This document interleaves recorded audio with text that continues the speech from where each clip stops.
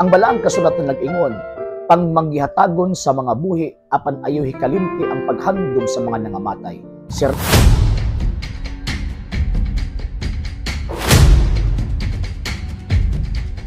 unsa ang kalagkalag o unsa ang todos los multos? Kini nga mga termino sagad ginagamit pag moabot na ang November 2. Kung sagad sa mga Katoliko nga nagagamit niini, wala kayo masayod sa kahulugan o importansya ni ining mga termino o ni ining maong gitawag og kasaulugan.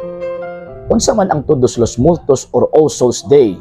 Ang Todos los Multos usa ka na selebrasyon nga gi-establish sa atong simbahang Katolika, Santa Iglesia Katolika Apostolika Romana, aron paghandom sa ato ang mga igsuon sa atong mga mahal sa kinabuhi nga mihalin na ni ining kinabuhia. Unsa bagay tama nga termino nga gamiton ni ining maong kasaulugana? Adlaw sa mga kalag or kalag-kalag? Ang pulong magud nga kalag-kalag mo ni sagad ginagamit karon sa mga ordinaryong Katoliko nga nagapunting sa adlaw nga kung diin ang mga tao, ang mga Katoliko moadto og minteryo aron magdagkot og kandila, mag-offer og mga pag-ampo or maghimo og kanang panagtapok or inigsuon nga panagtapok diha sa maong lugar nga maong minteryo. Pero unsa ba gyud ang tama nga term nga dapat gamiton ni ining maong kasalugana? Ang tama nga termino nga gamiton ni ining maong kasalugana mao ang adlaw sa mga kalag or paghandom sa mga mibiya na ni ining kinabuhian. Kaya actually ang word magud na kalag-kalag ulahina na termino nga ginagamit sa mga ordinaryong mga Katoliko nga nagapunting ni ining maong selebrasyon na November 2. Mao nga ang tamang termino dili kalag-kalag kung dili adlaw sa mga kalag. Karon, unsa may rason sa mga Katoliko nganong kita mga Katoliko nagahimo ni anang maong paghandom sa mga nangamatay gawas sa atong main basis nga katong Sirach kapitulo 7 bersikulo 33 nga nag-ingon nga pangmanggihatagon sa mga buhi apan ayaw hikalimti ang mga nangamatay na. Unang reason nganong kita mga Katoliko nagahimo sa paghandom sa mga nangamatay na tungod kay bisan pa sila namatay na wa nato giputol ang atong koneksyon ngadto kanila. Sa hinungdan nga kita mga Katoliko manggod nagtuo kita nga after death naapay eksistensya ang tao. Gawas nga ang iyang lawas gilubong naapay nagpabiling eksistensya niya kadtong kalag nga mibuwag diha sa iyang lawas. Ngano man kay ang naghatag mao kinabuhi sa lawas mao nga kalag. So kini nga to ang lawas ilubong ngano man mao man nitong gikan sa abog mo pauli sa abog. Pero naami kalag gamibiya og kanang kalaga existid na pagyapon na until now tungod kay gimbutan man kana sa Dios na kining maong kalag sa iyang atubangan dili kini sama sa physical body nga mahanaw kung dili kining maong spiritual nga parte sa tao magpabilin kini hangtod nga mahatagan kini ganti kung nakahimo siya og maayo unya wa siya mga sa danyo sa iyang mga sala nga nahimo kung namatay siya ayun malangit siya. Pero kung nakahimo siya dautan, namatay o niya na kay nusol, may agom siya sa impyerno. Apan, kanang atong paghandom alang sa mga kalag, sa mga nangamatay na, refer lamang ka na particularly sa lugar na kung diin gituuhan nato nga temporaryong linisanan o temporaryong pag-amtos na mo nang gitawag og purgatorio. Hinoon, siguro baka ugma, maghimo kita og explanation nganong mituo kita ni anang maong gitawag og purgatorio. So mao ko ti reason nga wa nato giputol ang atong koneksyon sa mga igsuon nato sa mga minahal sa kinabuhi bisan sila patay na. Kay ang gugma nga atong gibati alang kanila wala maputol, wala muhunong bisan pa nga nahiagom sila ni anang maong gitawag og kamatayon.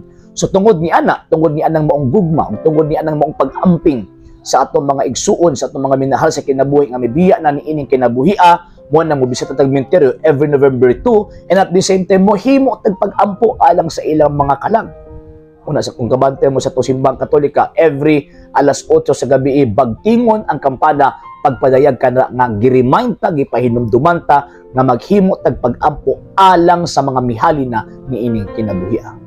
Number 2 reason nganong kita mga Katoliko naghandom sa All Souls Day or nagasaulog kita sa All Souls Day.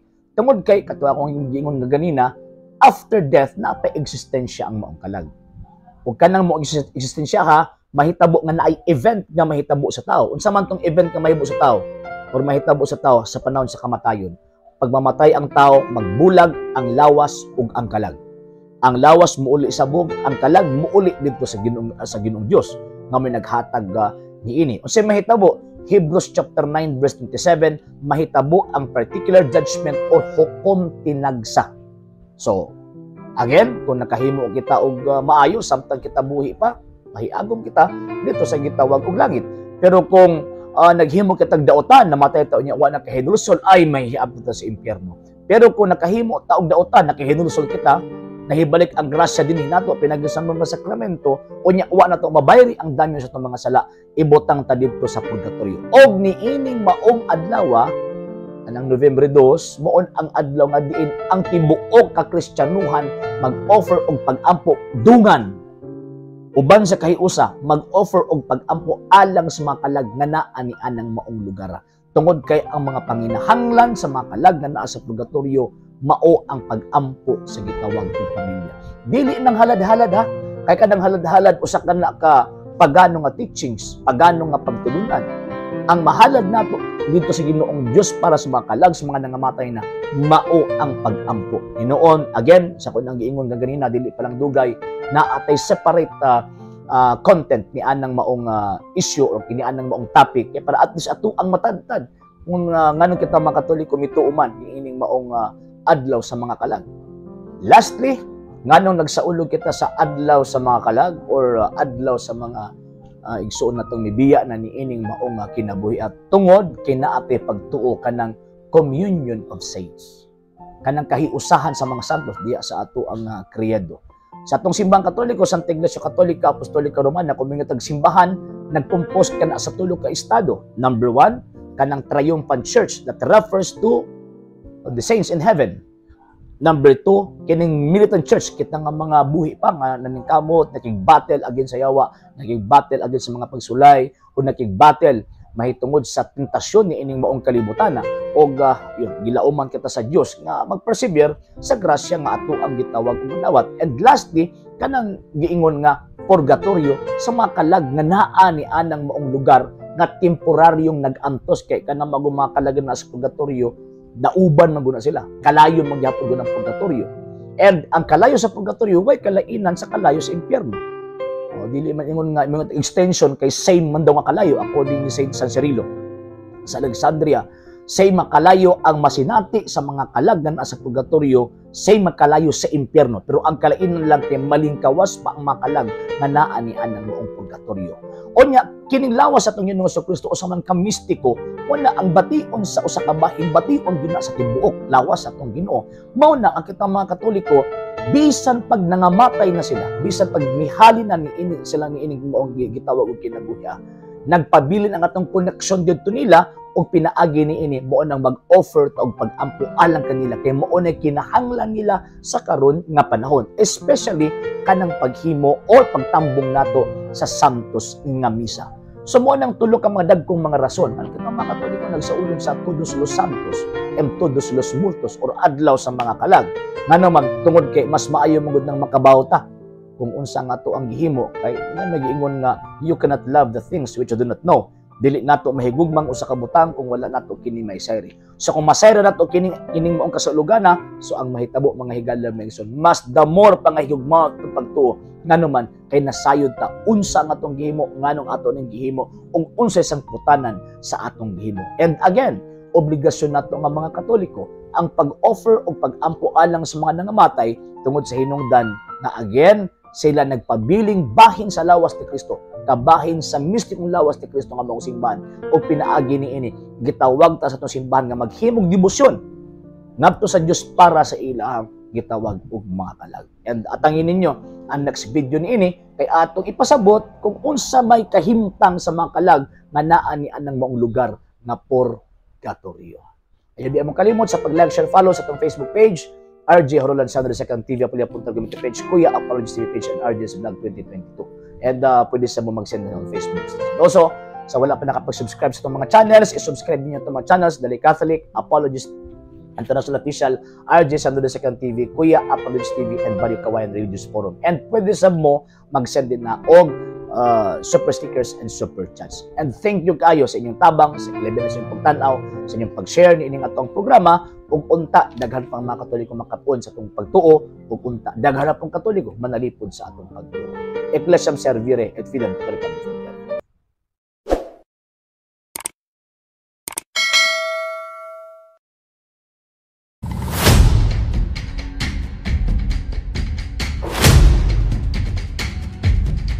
Ang Baptist Church gitukod ni adtong 1609 by John Smith. Ang Baptist Church usa ka na ka Protestant denomination.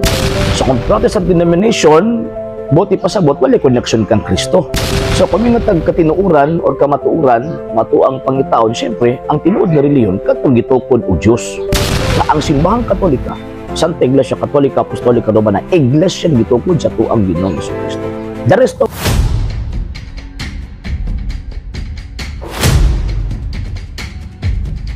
Hi, Ma'am Marites. So, gusto na ko nga maghatag og tubag sa imuhang tawag ini question kay PM ni sa tuang page ug nangutana mahitungod sa unsa magid tinuod nga relihiyon. Kay naaman daw siya sa gitawag og Baptist Church. Ang Baptist Church gitukod ni adtong 1609 by John Smith. Sabot pasabot, before 1609, wala pa'y giilang nga mga Baptist churches. Kanang ilahang claim nga ang pinakaunang member sa Baptist, St. John the Baptist, usa ka na kadakong bakak. Ngano man kay wala nagpasakop sa St. John the Baptist o Baptist Church. Kung ato ang tanawan ng kasaysayan, ang sektang pasakupan ni St. John the Baptist kanang gitawag og mga isines, dili ng Baptist Church, no.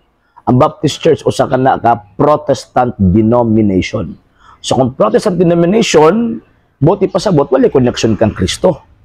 Kaya kang Ginoong Jesucristo natukod tuig 33 man niya kanang Baptist Church natukod sa mga around 1609. So, ang question kung unsa may tinuod nga relihiyon? Secularly speaking, kung mingon tawag ining religion ng good, it refers to the denomination or it refers to a community or institution nga naay gitudlo nga gitawag og doktrina.